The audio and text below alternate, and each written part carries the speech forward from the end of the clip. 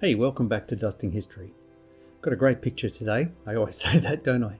But this one's really cool. This is the Statue of Liberty hand and torch. Part of a stereogram again, a stereo pair. I'm only going to work on the one today. So as usual, I start by cleaning up the mount with the remove tool, just removing any of the big blotches and things that I don't want in the image. There's a ghostly woman on the right here, a double exposure of that woman who was walking along, so I've just cleaned her out as well. And I'll quickly do a D-spot.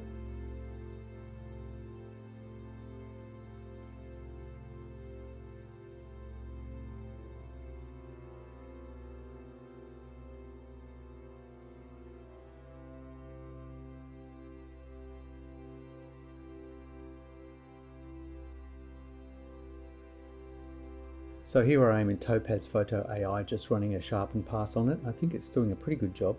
It does give people creepy faces, so I've put that on a separate layer, and here I'm just painting back through to the original blurred faces. I think it's actually a better look. And that was even with the face adjustment turned off in Photo AI. So a bit of a curves adjustment to get a little bit of tone in the image. And now I'm just in Pallet FM, looking at some different palettes. I haven't used any text prompts. It's actually done a pretty good job of giving me a rough palette here. It's quite muted, but interestingly, it's sort of almost worked out that the Liberty's arm should be copper, which is amazing because I gave it no information. What I've done here is added two vibrance layers, one where the vibrancy is lifted a bit higher for the front, and one at the back where I'm dropping the vibrancy down just a little bit. I actually end up deleting that one at the back. Now, reference for copper. I actually sought out reference for copper from some sculpture here that was out in the daylight, and what really is amazing about that is you can see how much of the blue sky is reflected in it. So firstly, I'm going to try and bump up the saturation of the arm and the foreground.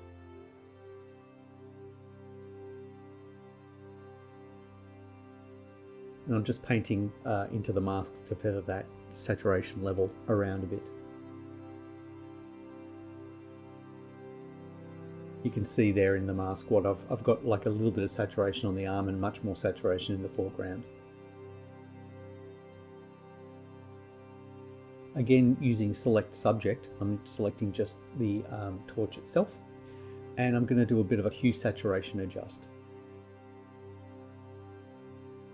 Next, I pull in some reference. Always good to work from reference.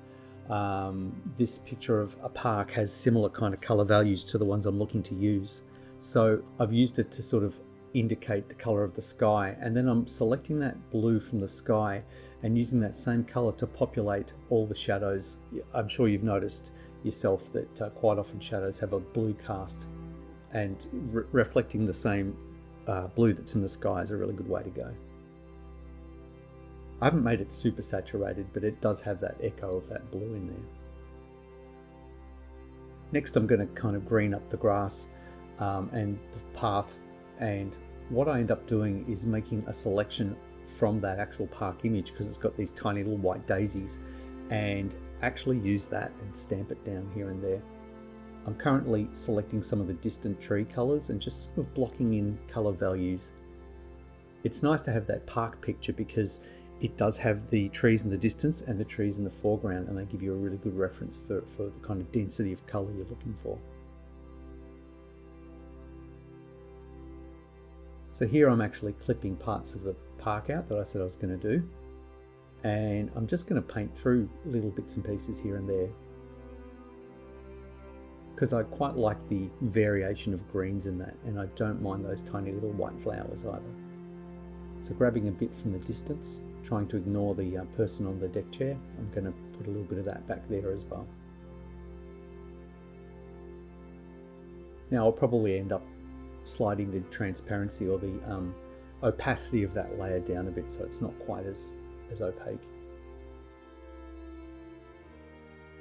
Alright, so I've just masked away the grass on that reference, and now you can see I'm painting some things like the signage on the building, and the reason I've masked the trees is so that I can better see those colours when I start to paint in the background.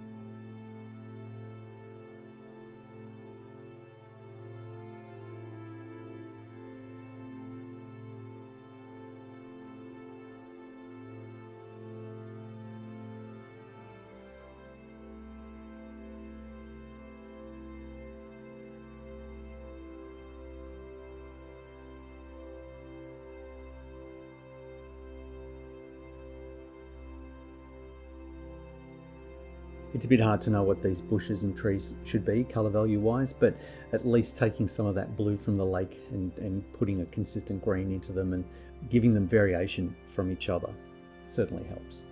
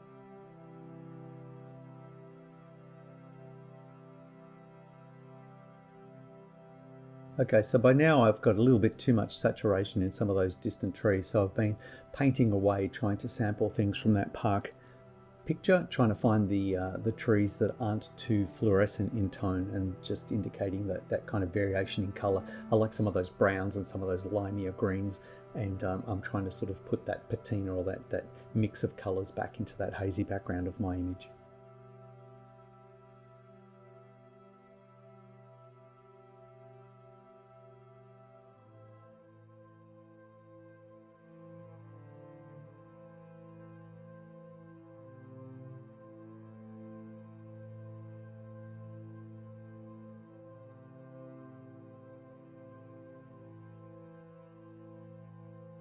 Here's a copyright-free picture, not that that matters, I'm just sampling it for color, using the guy in the middle, and I think the guy who's down the bottom of the frame there with the black hair and the ear turned to camera, I'll use a lot of his flesh tone as well.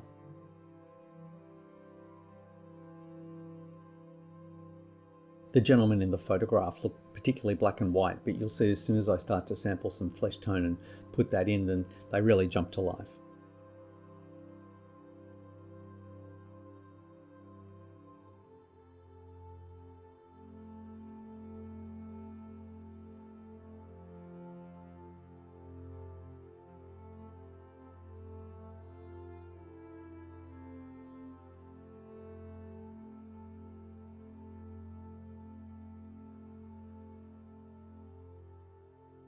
So once I'm happy with those flesh tones, I've put a few rosy cheeks on some of those guys and coloured a few of their beards. I'm going to move on to the Statue of Liberty's hand itself.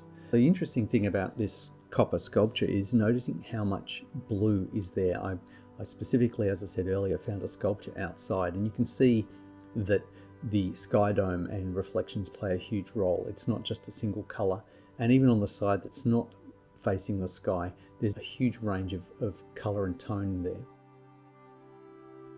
I'm trying to make it so that on things like the torch, the edges get more blue as they wrap away from the viewer and get more Fresnel reflection, and also the tops of the fingers and some of the other areas get that sort of blue note. You can see it's not just a single copper color.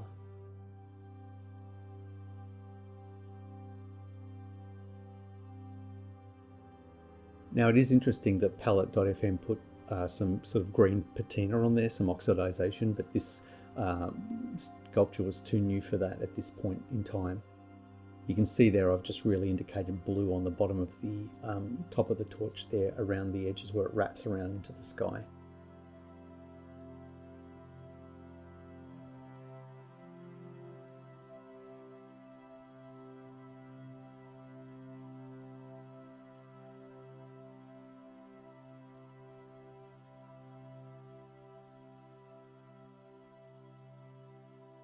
So slowly getting rid of all the green, not getting rid of all of it actually. I like the fact that it's got like a very vague patina of that green left. It sort of adds to the visual complexity of the color palette.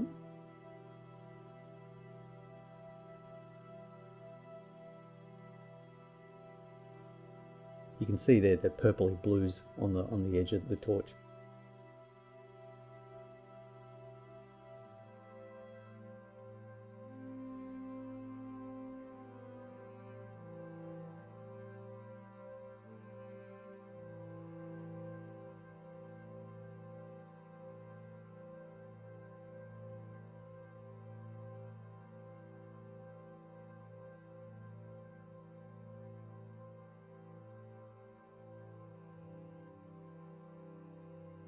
So I thought I was done and I walked away for a while, and then when I came back I decided that the torch could do with a bit of a pop, a bit of a boost. So I've gone back to select subject and I'm going to add an exposure node, and I'm just going to play with popping that a little bit. It's just a tiny bit like that. And see, I zoom out and try it and just see how it looks far away, and then I zoom in closer. The next little clip that's after this I recorded before I did this adjustment. You can see it's substantially duller.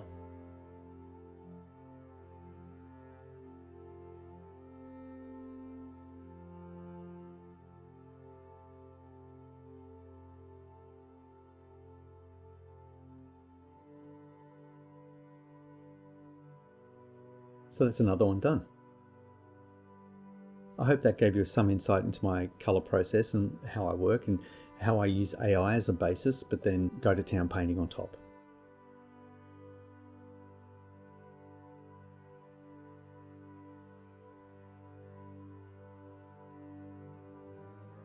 Thanks very much. We'll see you next time. Bye.